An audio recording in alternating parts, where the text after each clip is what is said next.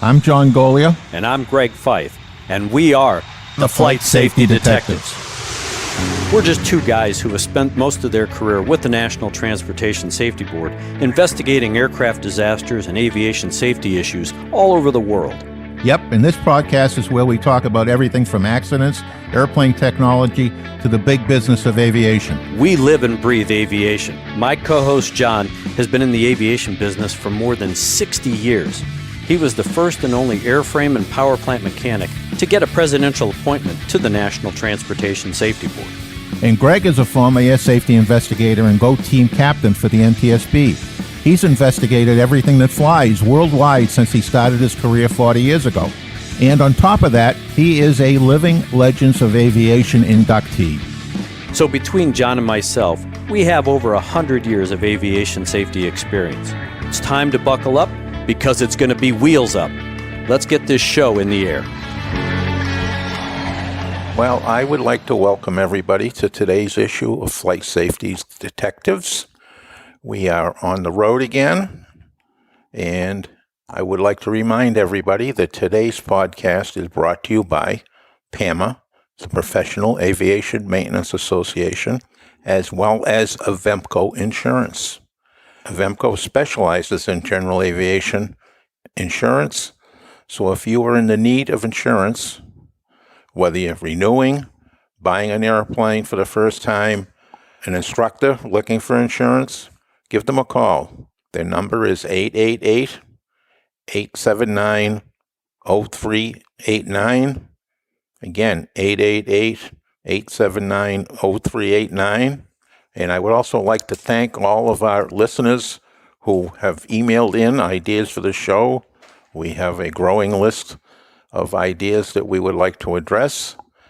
And we would also like to acknowledge those people who help defray the cost of these shows, which Greg and I have funded ourselves with some help from our two sponsors.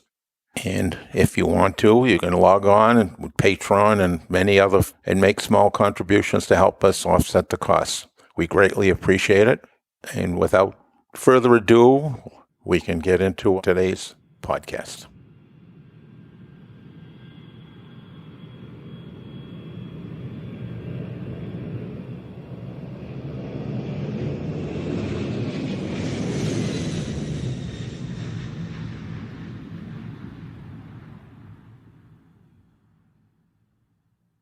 Well, John, we are on another road trip.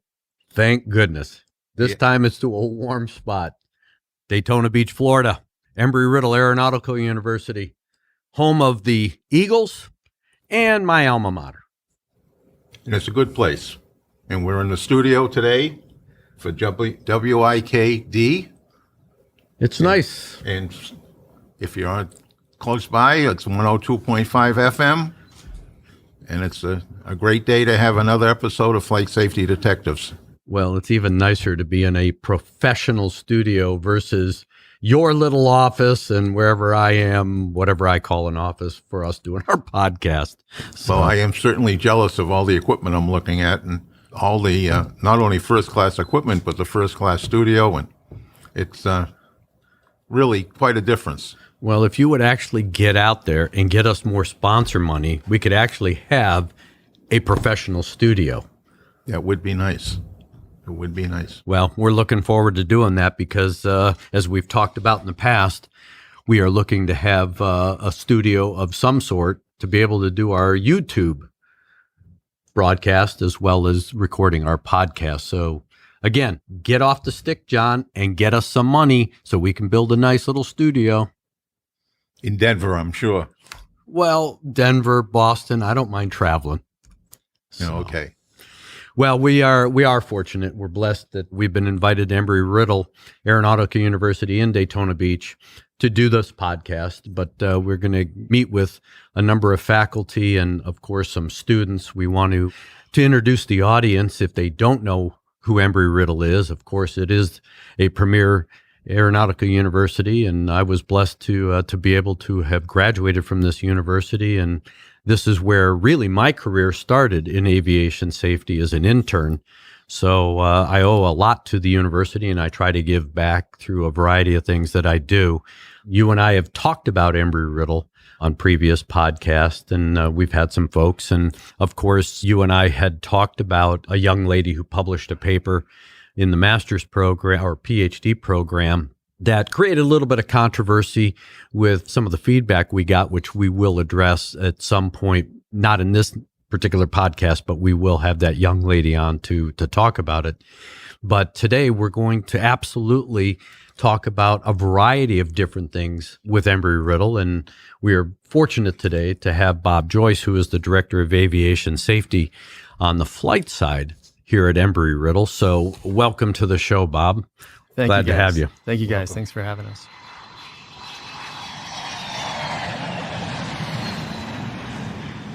Well, one of the things that, of course, our audience, a lot of folks in the business know about Embry-Riddle and its storied history. And then, of course, we get a lot of feedback from students regarding aviation careers, and, of course, universities. Give us just a nutshell. I mean, you've got an interesting background, and we're going to get into that because I think it's very interesting, your professional career prior to coming to Embry-Riddle. But give us a nutshell about Embry-Riddle and what you see Embry-Riddle is as far as an aeronautical university and the safety culture that's been developed. Because John and I, the whole purpose of this podcast really is about the safety and the backstories and the things that people don't know when we dissect accidents and some of the issues that we address.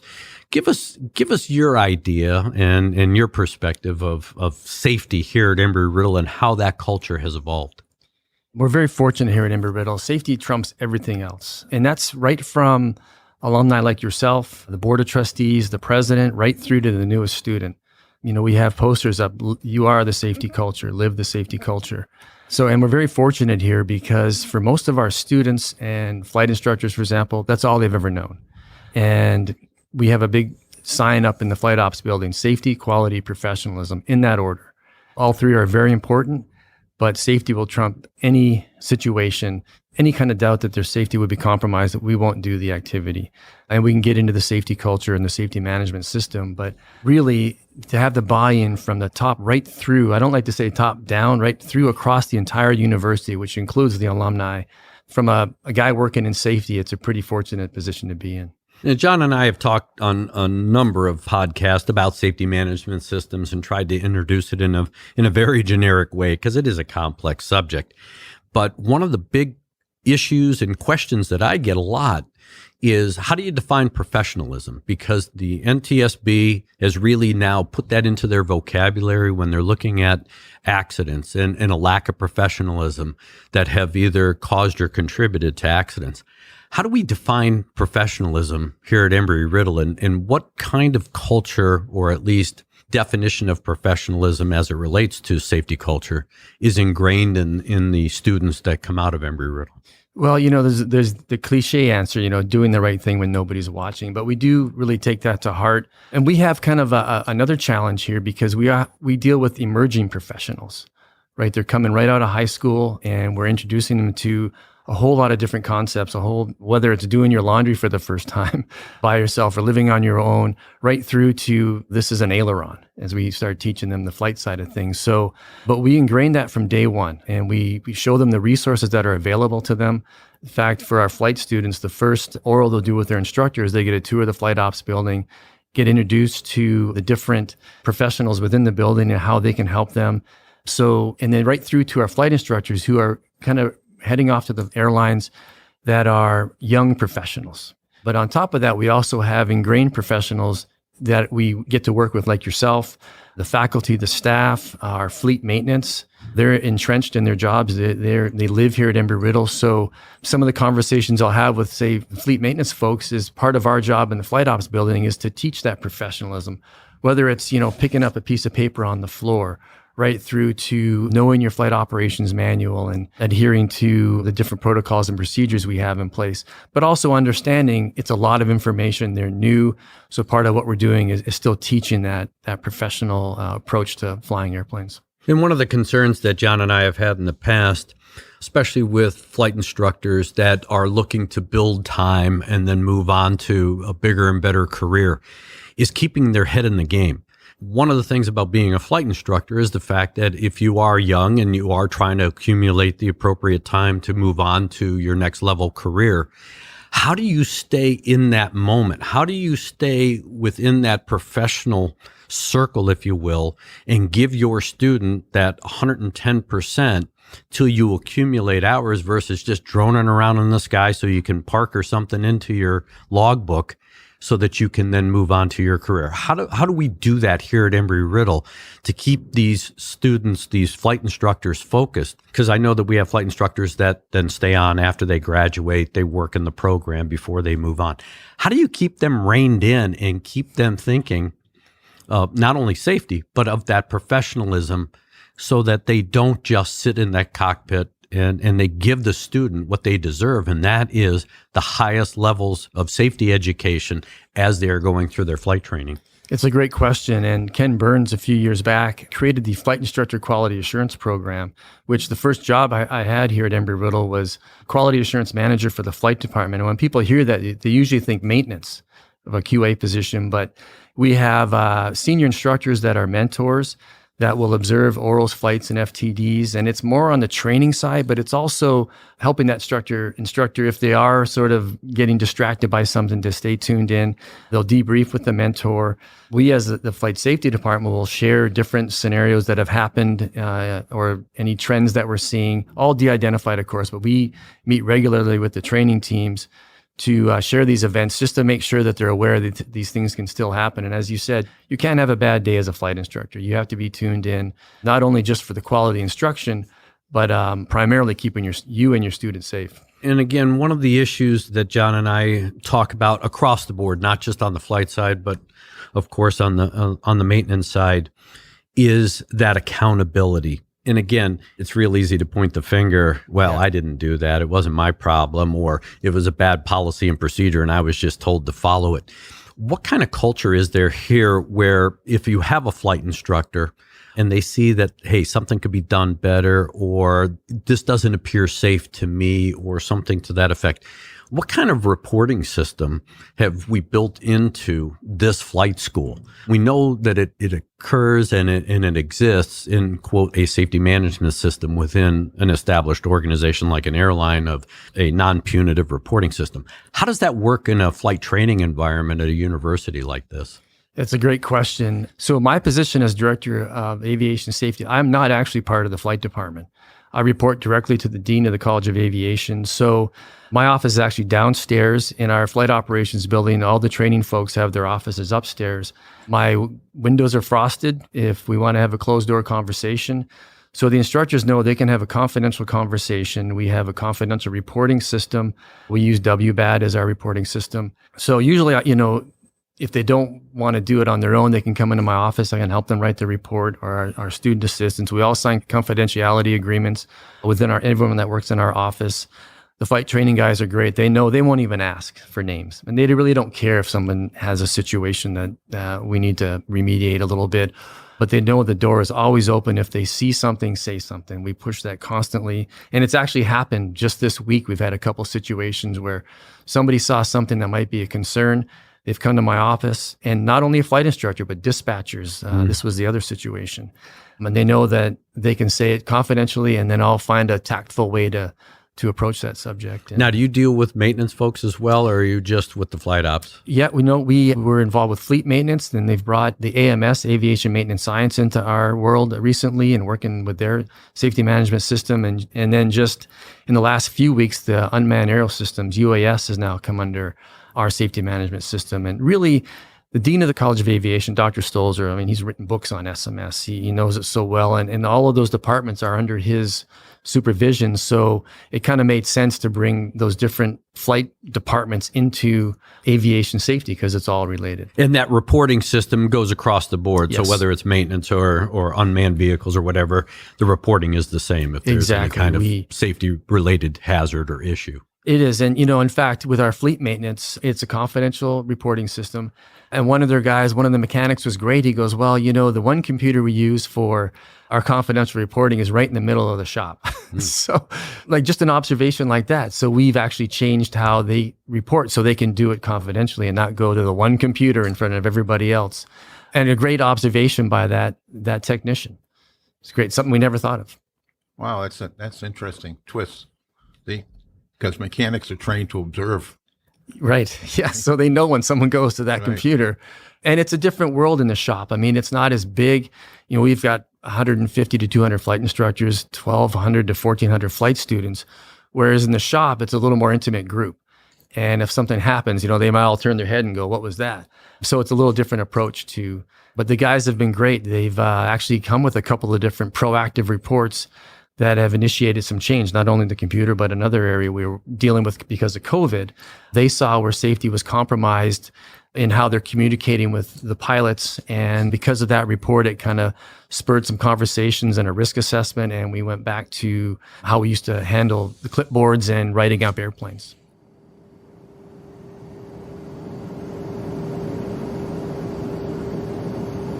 Good morning, John. The ground is Canadian 920. We're just coming up to Alpha Juliet. A920 runway 24 right, taxi northbound Alpha.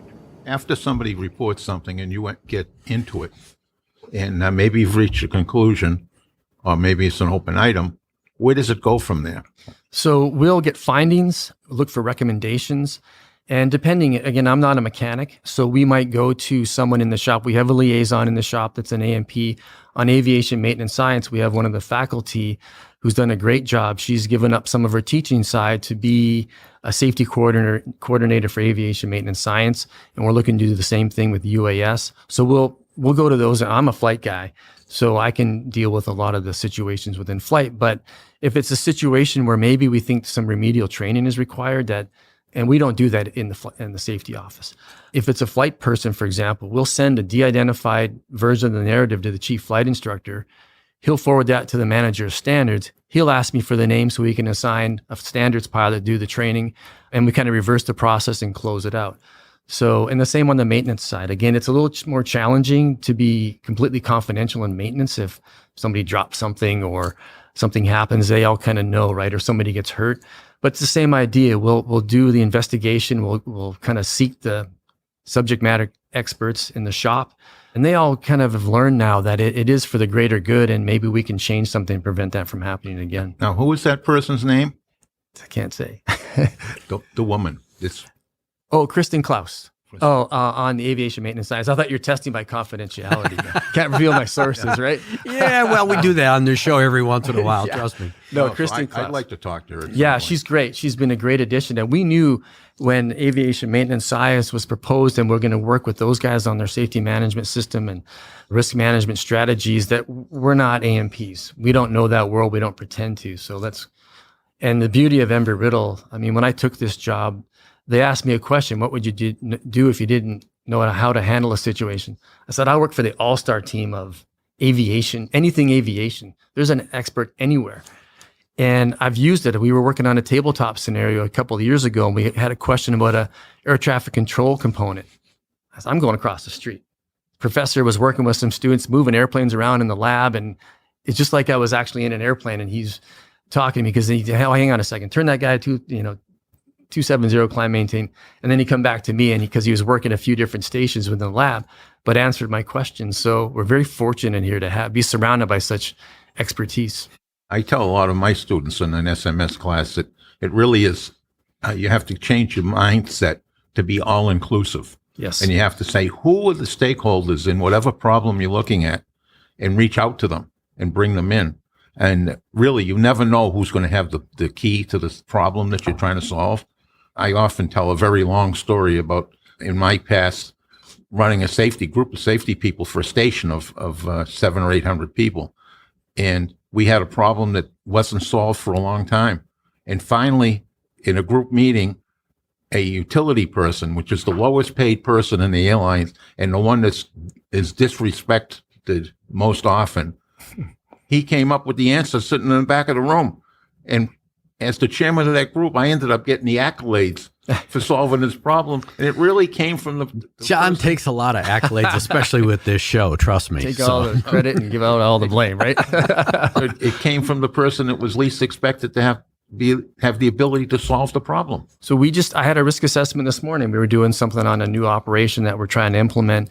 And in that risk assessment, our safety coordinator, Mac Dixon, assistant chief flight instructor, dispatch manager, had a flight instructor and a student, because everybody has a unique perspective. They're all stakeholders in what we're trying to do. So we do that with AMS. The first risk assessment we did included the chair of the department, Kristen, a faculty member, and some students. It was about a tug that we had been donated here. And it turns out the students, guys were former military. They've been operating tugs on ramps for a long time, or they work at FBOs in the summertime. So very experienced. And it's always a wonderful experience to go through that, to see the input that everybody brings to the decision-making process.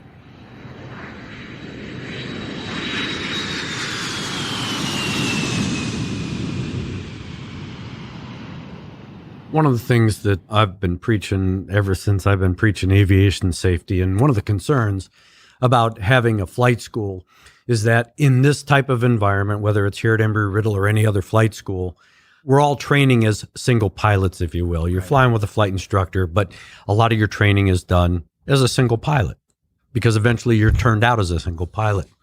How does the school then train this team concept and really train CRM? Because I think CRM starts in that training environment with a student and a flight instructor, because you have to have effective communication. You have to work together. If there is an issue, you got to be able to have a transference of control. Yes. So you're working in a crew environment, yet we don't really look at it as a crew environment in that training scenario. And you have to have this communication skill. You have to have these CRM skills, if you will. How does the university train that so that when we do turn out students and they do go to an airline or an operation where it's going to be a crew environment, they're able to adapt? You know, it's really the onus. There are classes on CRM, but one of the things we do when we're training our flight instructors is setting the culture from day one. In fact, as a flight instructor myself, and I was just having this conversation with an instructor yesterday, I would tell the newest student, if you see something that doesn't make sense to you, speak up. I'm not too proud. We're in this together. And it's that inclusive and open communication within the cockpit. You know, and that's kind of how these young people are now. With social media, there's so much communication that's happening. Some of those barriers have been broken down, and through, pilot flying, pilot not flying roles and responsibilities, that's from day one. It's busy here to learn how to fly at Embry-Riddle here in Daytona Beach, but once they get over that kind of initial hump of the congestion and the traffic, I tell them, I've flown into New York, Chicago, LA, and those airports aren't any busier than ours. The difference at those airports, it's airline crews come in and go, and there's two of them up front. They know what they're doing. Here, it's a training environment, so the communication is key. And even a solo, that single pilot operation, we'll talk to students. You've got ATC, you've got flight service station, you got tower.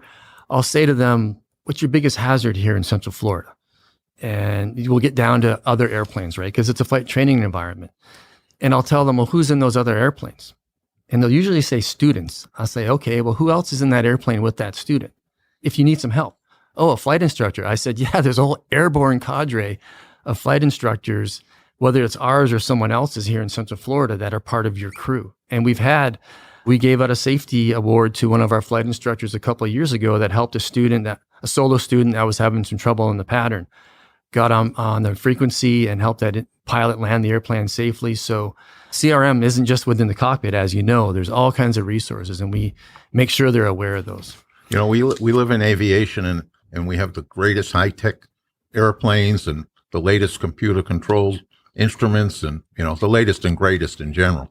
But the bottleneck has still been communications all along. In my generation, I worked at the airlines. Maintenance didn't talk to the baggage handlers. Pilots talked to maintenance, but they didn't talk to anybody else. It was all vertical silos, and would have to go up the chain, cross over at the manager's level, and come back down. And oftentimes what came back down didn't represent anything near what went up. Well, and I'll take it one step further. My son's actually sitting in the lobby here. He's coming here to school next year. He's going to be a communications major, speaking of communication, a soccer player with a soccer team. But I was sharing with the board of trustees recently, last year in my briefing about communication. You can't just put out a 2-page PDF safety newsletter anymore. My son's had a friend group. There's about 7 or 8 of them. And he was talking to one of his friends, and she had 700 notifications in one day just from that group. So how do you get through all the different ways between Snapchat, Instagram, Facebook, whatever the kids are using? How do you get that important information out to them and get their attention? John, you brought up a point about your generation. Your generation, they were only flying kites. They weren't flying anything else, were they? Hey, I learned to fly in a J2 without radios. Communication, right? You are, like I say, you're old as dirt. Well, we're here today on Wilbur Wright's birthday. Yes, we are. And some of my friends like you like to say that I got my flight instruction from Wilbur. From Wilbur. I was going to say, what did you get him for his birthday? That's right. You got a very unique logbook, John. Now, the biggest part of this whole interview with you, Bob, is how you came to Embry-Riddle, because you have a storied past. You were a professional hockey player. How did you go from being a professional athlete into aviation to Embry-Riddle? So, well, I was around airplanes my whole life. My dad actually retired as aviation safety officer for Central Canada. He was in the Canadian Air Force, then switched to Transport Canada. We got to Winnipeg and 4 kids, and the Air Force wanted to move him to Quebec to be a supply officer because he had a business degree. He said, no, I want to fly airplanes. So he switched to Transport Canada, as you know, the FA's counterpart up north. And so I was always around airplanes, and I'd go with him sometimes. We have to check out a float plane operation. So we'd hop in the Beaver and check it out over in Lake of the Woods in Kenora, then bounce into my friends' lake places on the way home. So I'd been around aviation most of my life. But again, I was a hockey player. And so when I retired, I saw the need for airline pilots at the time, and this was in 2000. But what I found was I enjoyed the flight training environment, which is why I didn't go to the airlines. And it was the flight instruction side was just coaching. It's a different game, but my whole life I've either been coached or coached someone else or coached a younger player when I was playing hockey. So they're very similar, the career paths. They're passion-based industries. But then to be a professional takes a lot more than just passion. You need the work ethic and the resilience and the opportunity. As we know, it's not cheap. Flying airplanes is not cheap. I've got kids. My daughter's a dancer. My son's a soccer player, and they don't give those lessons away for free. So you need that opportunity as well. So the parallels are very similar. And in fact, I was doing a podcast for a hockey guy not a couple of weeks ago here on campus, and a guy that's traveling around talking hockey. And I said, it's a passion-based curriculum. You need all those things, but also it's an environment where you're a group of people with a common interest working towards a common goal. And that's what we do in flight training. And then everybody has each other's back. I'm very fortunate here. We have each other's back. That's in hockey, someone cheap shots me, I know my teammates going to take care of it. I would do the same for them. And it's the same here. We have each other's back with the common goal, all of us here, including you guys, of delivering safe and effective flight training. Yeah, one of the things that, of course, being able to play baseball all of my life up through college, one of the things is you learn operational discipline. Yes. It on a baseball field, you know that in your respective position, you've got to perform at 150%. You have got to work the fundamentals, and you've got to stick with those fundamentals because that's what works. And I presume the same thing in hockey. You go back to the fundamentals. You may get a little crazy and you may stray outside the box, but as long as you maintain that high level of operational discipline, you're going to be successful. And of course, we talk about operational discipline in the cockpit, yes, and in all aspects, even in the maintenance hangar as well. As long as you maintain that high level of operational discipline, you're going to be successful. And I presume that carries over from your professional days as an athlete. But how does that translate into what we do here in this training environment, and how do we stress that? Is it hard to ingrain that in a student pilot going through Embry-Riddle? There's times when they might stray from it. And again, it's just so much information they're getting so early in their career. But we stress that from day one, that operational discipline. And there are times when you have to think outside of the box, given a certain situation on the baseball field or on the rink or in the airplane. But we stress those fundamentals. As a hockey coach, I also coach the hockey team here, and it's all about fundamentals. And they'll say, Coach, we need this system or that system. I said, you need to make a pass first, right? Yeah. So the parallels of the careers, you didn't get that opportunity in the baseball field without doing the work. Now, you might know someone that gives you a spot on a team, but you're not going to get on the field and stay on the field without performing. And it's the same with our flight training. We're not going to give the keys to that airplane unless you've done the work and demonstrated that you can do that, through the check ride process and evaluation. So yeah, the career paths of any kind of professional are very similar. It takes the work ethic and you carry that same kind of analogy one step further. It's one thing to get in the door yes, to an airline or an operation where you're going to either fly it, fix it, or manage it. It's another thing to perform, to stay in that position or excel in that position. Day in and day out. And I'll speak to students, some of the classes here, and I'll use Tom Brady as an example. Whether you're a Patriots fan or not, I'm sure we have a Patriots fan here. He's always Careful, you're on thin ice. Oh, yeah, he left. I'm sorry, he left the nest. But, he's always at a certain level. Some days are a little better than others. When you look at pro sports, it's the athletes that perform day in and day out. The running back that's going to get that 5-6 yards every game, every possession, hold on to the ball. The quarterback that they might not throw 3 touchdown passes, but they're not throwing 3 interceptions that day. They're just always at a certain level some days, and that's how we are as pilots. That's what you want out of your pilot. Some days, the landings go a little smoother than others, but the professional is completing that successfully every day.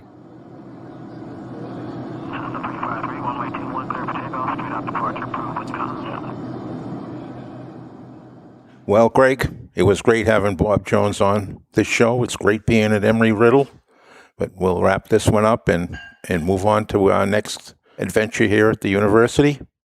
And I'd like to remind everybody that this podcast is brought to you by PAMA, the Professional Aviation Maintenance Association, as well as Avemco Insurance. And if you need insurance on your airplane, you need to renew your insurance on your airplane, you need instructors and liability insurance, give Avemco a call.